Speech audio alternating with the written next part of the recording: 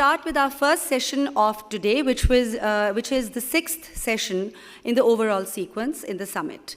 I would like to briefly introduce our first speaker, who will join us virtually from Indonesia. Douglas Corley, founder DHP Global and CEO Elonius Technologies, as well as global partner member MIT Technology Review. His company, DHP Global, is a healthcare consulting firm that has worked for more than a decade with leading multinationals to bring new cancer treatments and R&D projects into China. He also works with hospitals and research institutions in America and across Europe. Since COVID started, Douglas has been part of a World Economic Forum task force working with 35 governments and ministries of health to source COVID response equipment. His topic for today is Reshaping the Future of Public Health. So a very warm welcome to Douglas Corley, and over to you, Douglas. Let's talk about how the future of Pakistan's healthcare industry is going to be changing over the next, hopefully, 3 to 5 years. And again, first and foremost, COVID has been significant, and it's taught me that we need to be able to accept the things that are brought to us, not just the items, but the people. And it requires that you, whatever you're focused on, that you do it with all of your heart. So sincerely, I appreciate the opportunity to be able to speak with all of you. And I hope that this speech brings you some value. Now, I'd like to begin by saying to Pakistan, I know it's been very difficult, but here's the good. WHO has identified Pakistan as a country from whom the international community should learn from in dealing with the pandemic. World Economic Forum endorsed Pakistan's handling.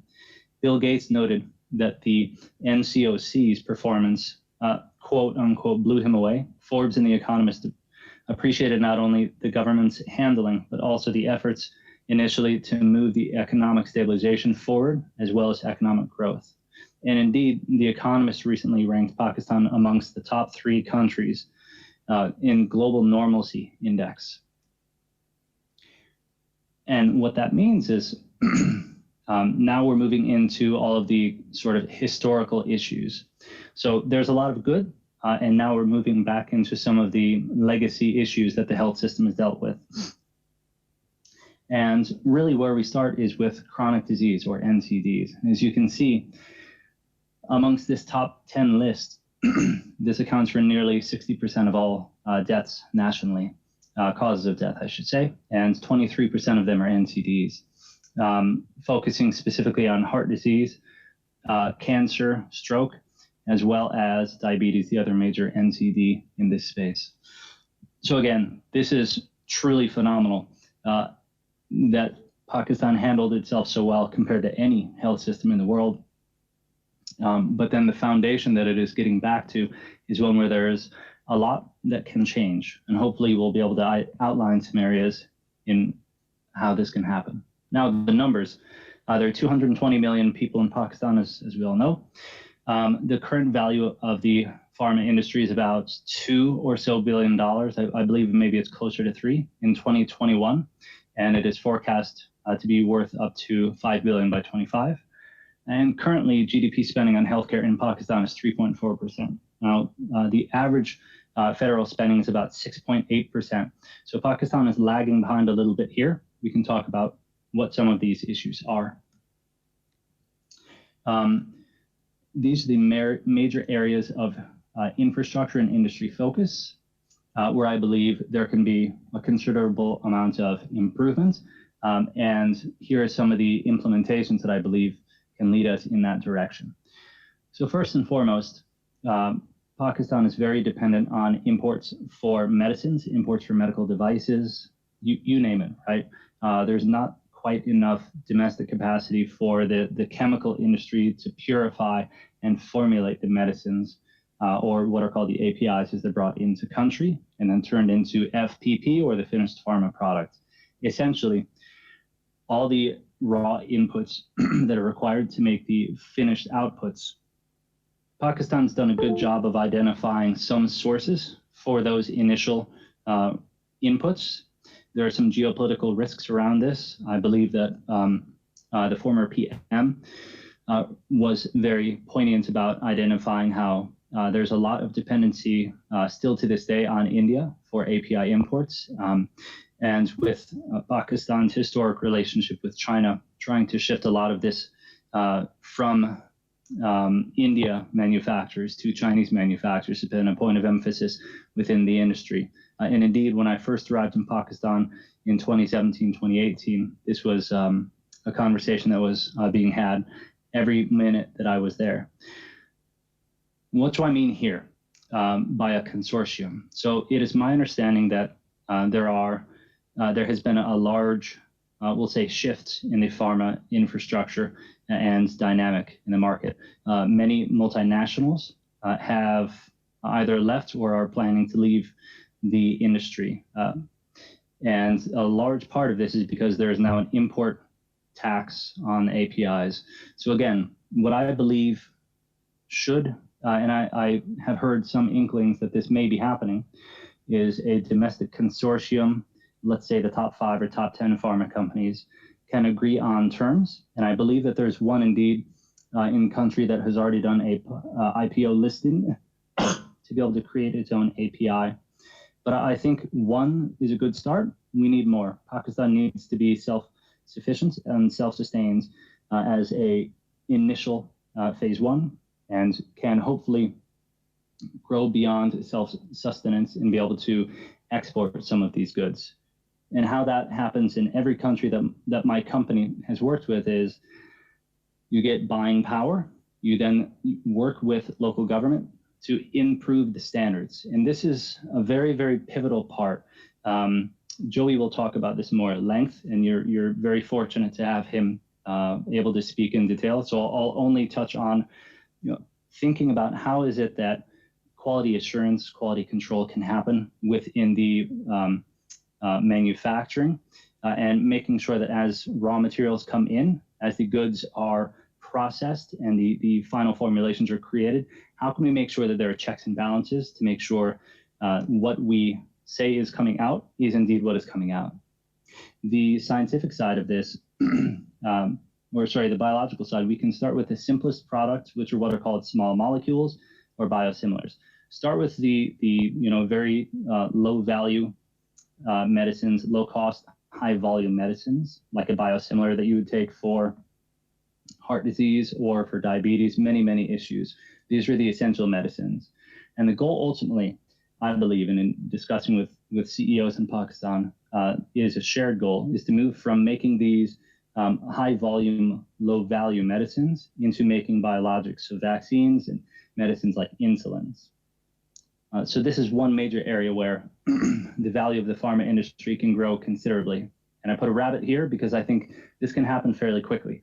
I think there's enough political will and economic incentive to do so.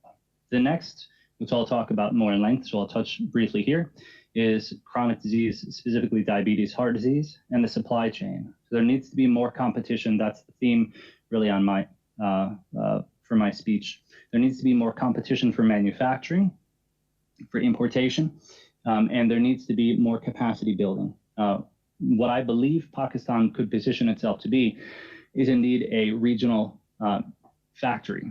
I think with the strategic relationships Pakistan has with CPEC and with some of the Chinese groups that have worked for a long time in Pakistan, there can be a considerable cost savings for the public side and quality increase on the private health side, whether it's for insulin or it's the oral tablets required for it, or it is what are called the consumables, so the daily things that you must use to monitor your diabetes.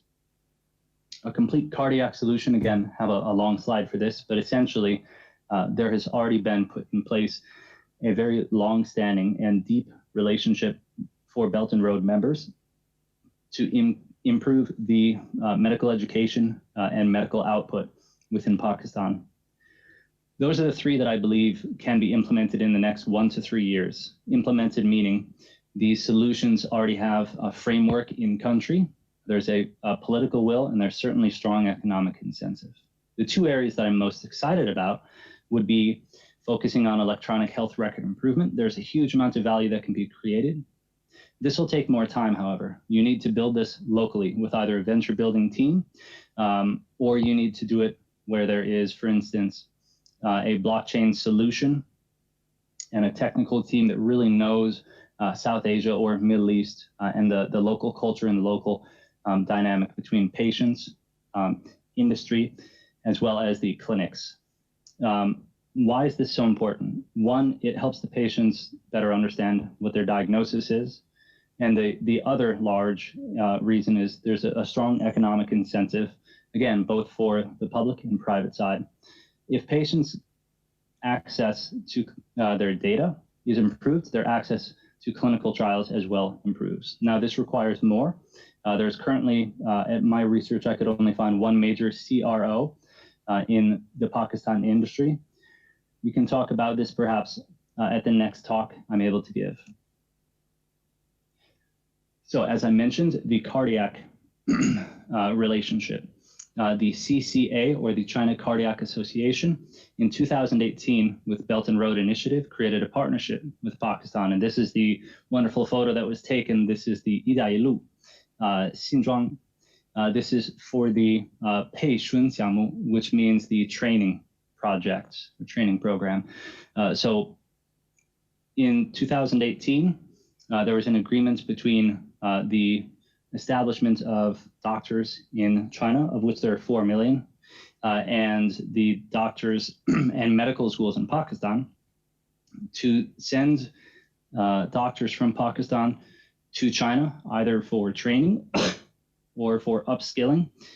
For training, meaning they'd actually go through medical programs, receive a PhD, or do what's called a secondment. So they'd receive really specific training on how to do, for instance, the cardiac cath labs.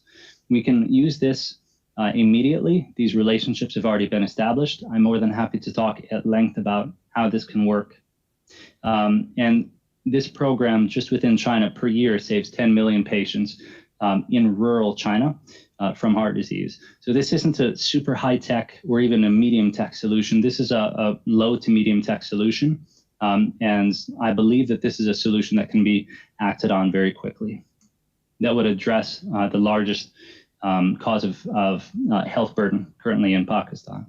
The second one is very near and dear to my heart, and it is still in the top 10. And in terms of economic burden, I would argue it's maybe in the top 2.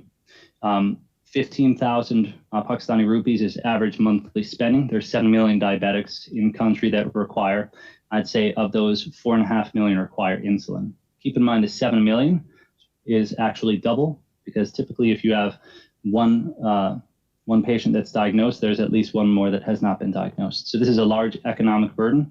Again, importing from China and being able to improve the competition in this space. So with that, I'd love to say thank you all so much for the time. Asfar, my apologies for being able to be there in person. Again, I wish everyone that's there a wonderful visit to Pakistan. I've seen some lovely updates, photos, and heard just nothing but great things about the talks and the people that are there. So with that, I'd like to say thank you very much. If you would like, please feel free to connect with me. Here is my WhatsApp business accounts. Otherwise, you can find me on LinkedIn. And I believe it's important that we find something that we're all passionate about to work on together. So with that, thank you very much.